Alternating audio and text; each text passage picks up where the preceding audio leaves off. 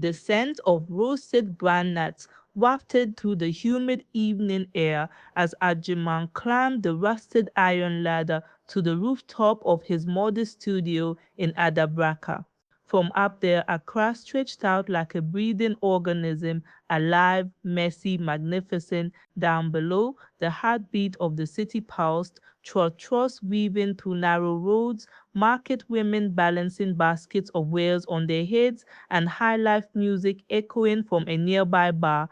Adjeman sat with his camera beside him, worn from years of travel, and scrolled through his inbox.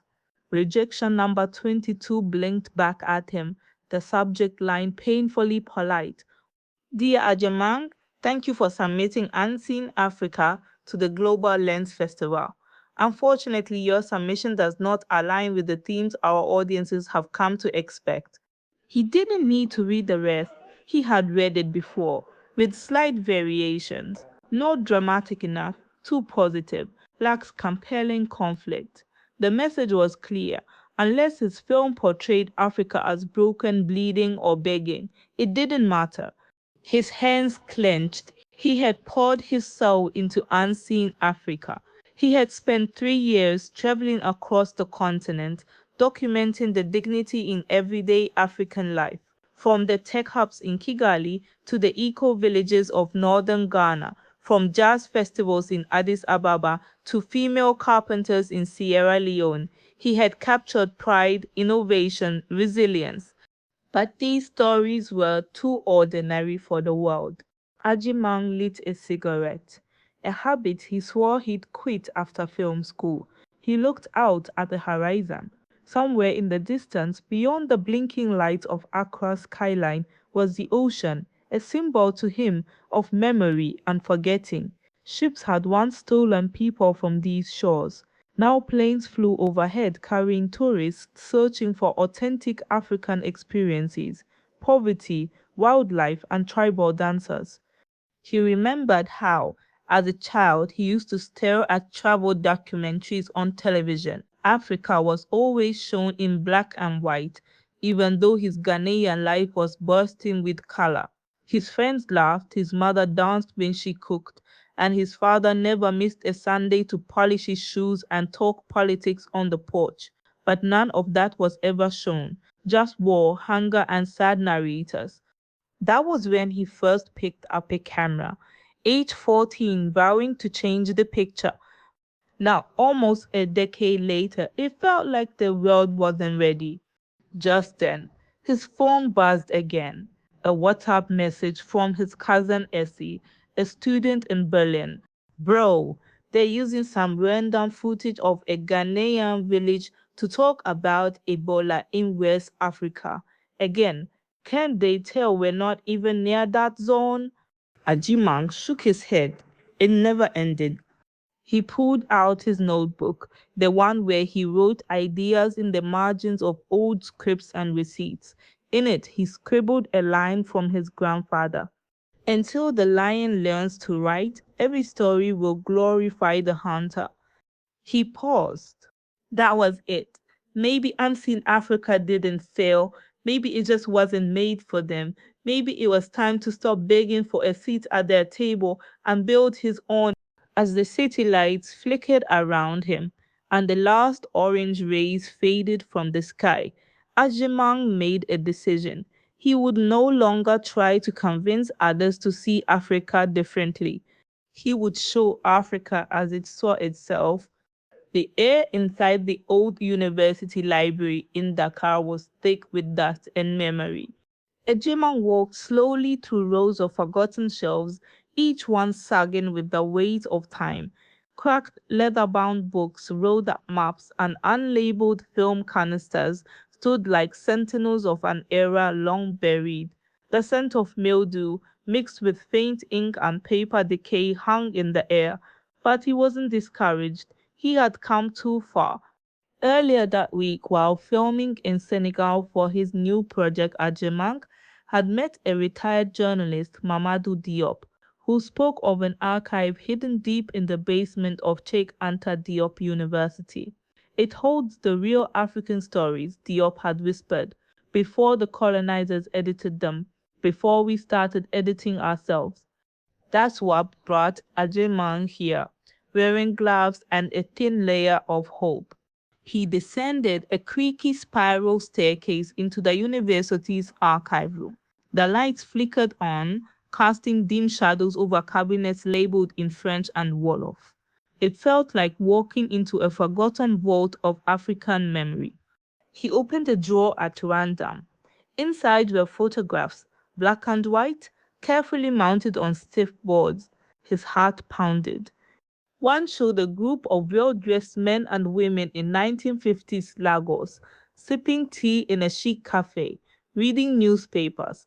Another was a portrait of a female chief in northern Ghana, dressed in rich kente and smiling with undeniable authority. And another, even more striking, captured young students in a modern chemistry lab in 1962 Kinshasa, peering through microscopes. These were not the Africa the world had been shown. He kept digging. In a worn manila envelope, he found letters from African journalists in the 1960s and 70s, letters full of frustration and defiance. One read, "Our photos are being replaced, our articles rewritten. We speak of rising factories. They print pictures of famine. We report peace talks. They ask for stories of war." Adjeman felt a lump in his throat. He flipped through another file labeled Correspondence 1971, Pan-African Congress. In it were memos between young African editors across the continent, trying to coordinate a continent-wide media network. They had seen the power of story and they wanted to reclaim it. But the funding was blocked. Their publications were quietly shut down, and slowly their voices faded. Ajimang sat down on the cold floor and pulled out his notebook. He began sketching an idea, something bold, something that couldn't be shut down this time. Not just a documentary, not just a website, a movement. He envisioned a platform where African creators could upload their work, film, photography, articles, podcasts, freely without the pressure to conform to anyone else's narrative. A place that wasn't seeking approval, but proudly owning the story. He would call it the Kente lens because, like the threads of Kente cloth, every African story was vibrant, unique, and woven with purpose. That night, back at his guest house, Ajimang scanned every photo he could. He uploaded them to a drive, archived them safely, and sent copies to the families and communities they belonged to. These stories would not be buried again. Back in Accra, Adjeman worked like a man possessed. His tiny studio became a war room of creativity and resistance. Sticky notes and sketches covered the walls, each one a symbol of the dream, a new African media platform. His laptop blinked with open tabs, code editors, copyright forms, old footage restoration tools, messages from photographers in Nairobi, poets in Bamako, filmmakers in Addis Ababa. The Kente lens was no longer an idea, it was becoming a reality. He didn't have corporate sponsors or flashy endorsements, just collaborators who believed in something bigger, the truth. The platform went live on the humid Wednesday morning. The homepage opened with a single message in bold Akan, Swahili, Yoruba, Amharic, and English. Africa will speak for herself. Below it, a curated series of images cycled. A Kenyan DJ performing in front of a solar-powered sound system, a Ghanaian sculptor turning e-waste into art, a school in rural Uganda where girls were building their own drones, and a group of elders in Mali retelling the epic of Sandiata on a podcast. The content was vibrant, proud, real, no filters, no exoticism, no apologies. Within a week, the Kente lens gained over 50,000 users. By the end of the first month, that number had doubled. African creatives flooded in.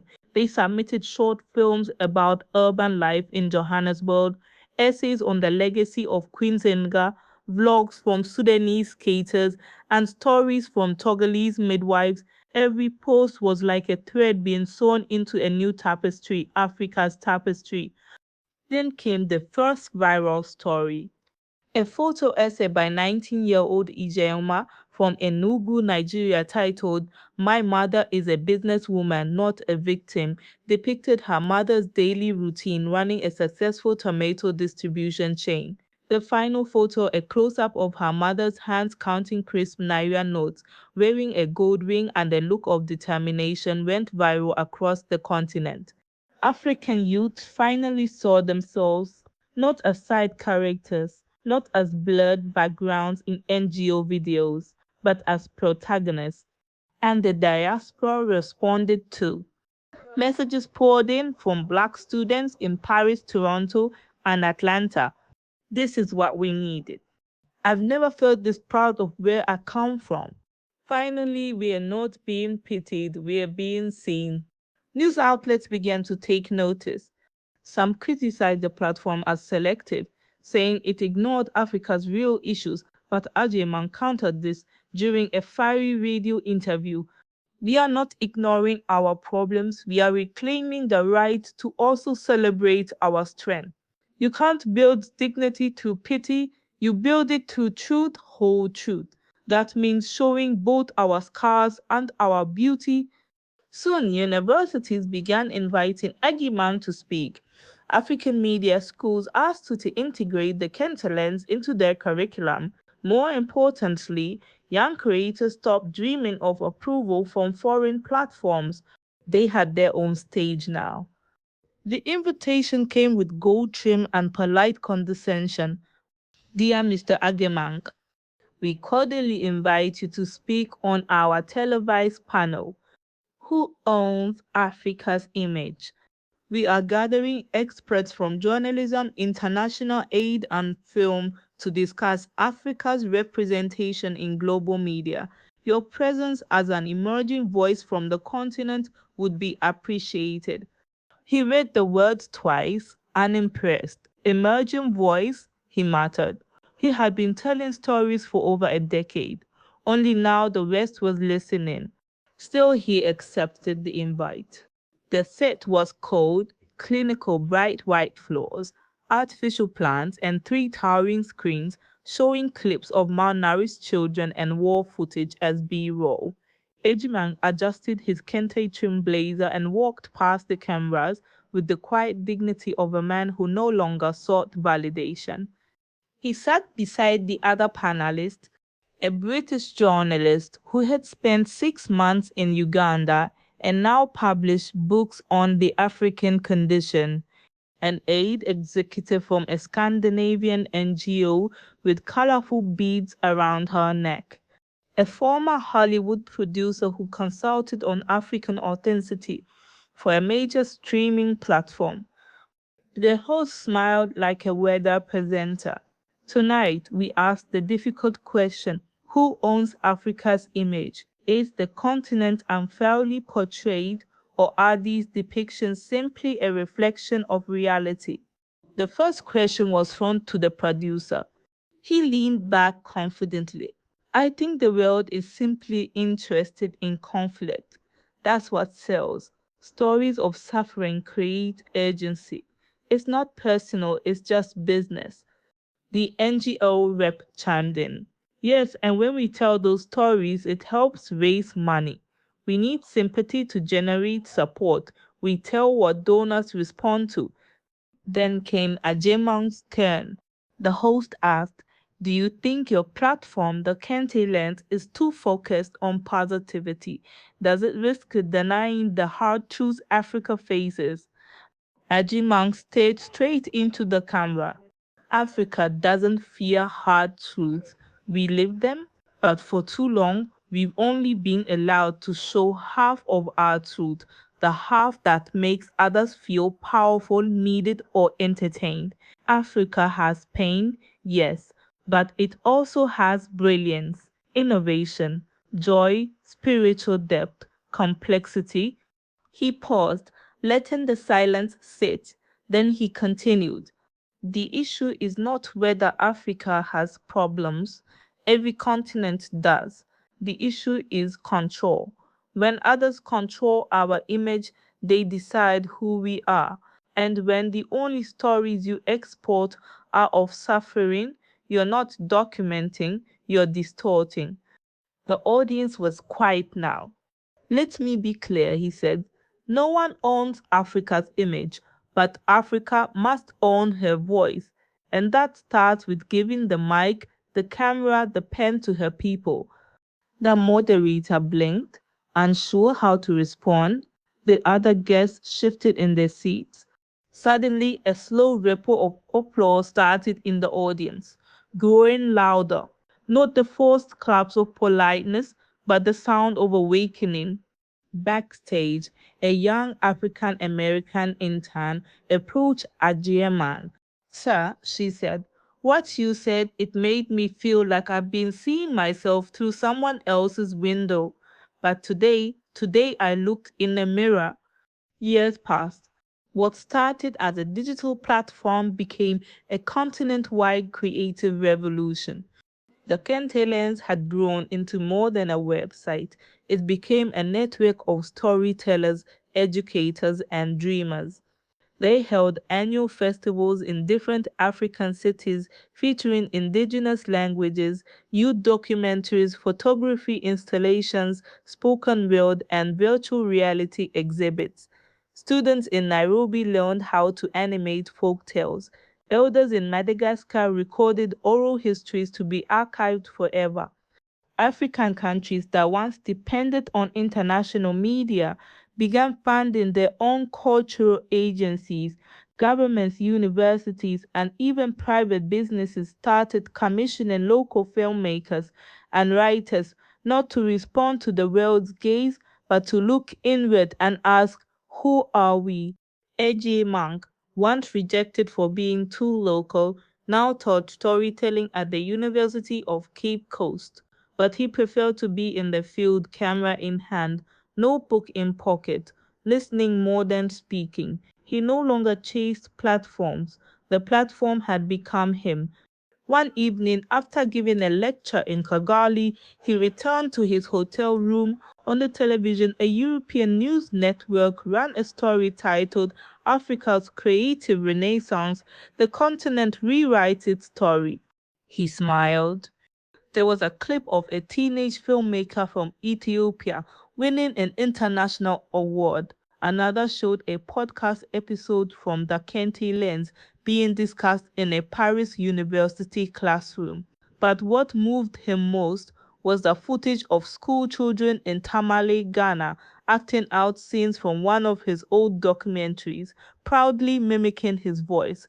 Later that year, Adjeman was honored with the Pan-African Media Lifetime Achievement Award in Addis Ababa. The hall was filled with past collaborators, young creators he had mentored, and elders who had once whispered to him truths buried in time. As he stepped on stage, he didn't carry a prepared speech. Instead, he brought his grandfather's cane, worn, curved, and symbolic. He held it in the air. My grandfather once told me, he began, if the lion does not tell his story, the hunter will always be the hero. Today, the lion has found his voice, and the mirror he looks into is no longer cracked by someone else's hand. We have reclaimed the lens, we have reclaimed the language, and with every photo, poem, script, and scene, we reclaim the story. He paused, scanning the room. Africa's image belongs to no one. It belongs to everyone who lives it, breathes it, sings it, and shapes it. It belongs to the child with the chalk, the grandmother with the proverb, the coder in a cafe, the dancer on the corner, and every storyteller who dares to be seen, not as a shadow but as the sun. The hall erupted in applause, long, full, and thunderous. And as Adjeman walked off the stage, he felt a soft whisper of millions behind him, rising with him, writing with him. The narrative was no longer borrowed. It was homegrown. It was whole. It was Africa's.